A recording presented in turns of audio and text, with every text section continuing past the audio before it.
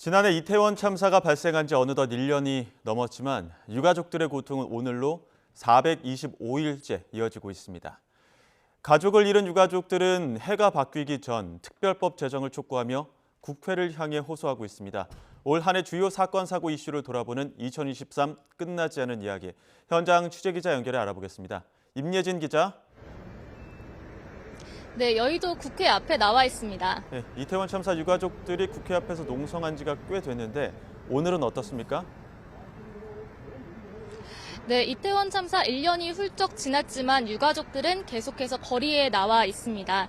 오늘 아침에는 피켓을 들고 출근길 조용한 시위를 진행했고 오전 10시부터는 양 무릎과 팔꿈치 또 이마를 바닥에 대는 오체 투지를 하면서 국회 담장을 따라 걸었다 방금 이곳 천막에 도착하기도 했습니다. 유가족들이 이렇게 온몸을 내던져 호소에 나선 이유는 내일 열리는 올해 마지막 임시국회 본회의를 앞두고 이태원 참사 특별법 제정을 촉구하기 위해서입니다. 유가족들은 독립적인 조사기구를 설치해 이태원 참사 책임자를 밝히고 처벌해야 한다고 요구하고 있습니다. 유가족 이야기 직접 들어보시겠습니다. 원래 오늘 3차 행동할 때 오체 조치가 없었어요. 근데 이제 내일 마지막 국회를 이제 앞두고 연내 마지막 국회를 앞두고 필히 우리 특별법을 통과시켜야 되는 의지 때문에 오늘 이렇게 오체 투지를 하게 되었습니다. 네, 지난 4월 발의된 이태원 참사 특별법은 신속 처리 안건으로 진행됐지만 정쟁 법안이라는 여당 반대로 8달째 국회를 떠돌고 있습니다.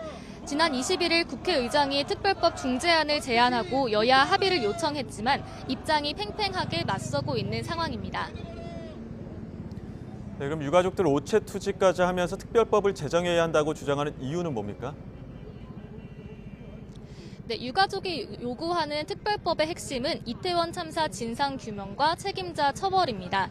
이태원 참사를 둘러싼 각종 의혹이 해를 거듭하고도 풀리지 않았고 이에 따라 책임자들에 대한 처벌도 제대로 이루어지지 않았다는 게 유가족들의 판단입니다.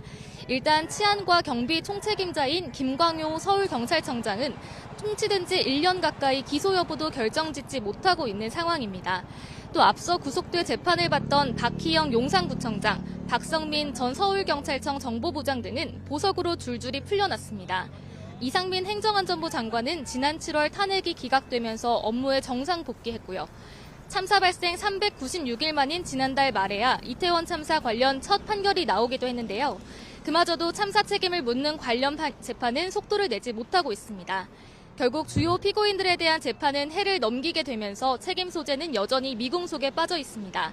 이태원 좁은 골목에서 159명이 숨을 거둔 지 오늘로 425일째입니다. 지난해 말 이태원역 분향소를 지켰던 유가족들이 올해 또다시 거리에서 새해를 맞이하지 않도록 국민적인 관심이 필요해 봅니다. 지금까지 여의도 국회 앞에서 YTN 임혜진입니다.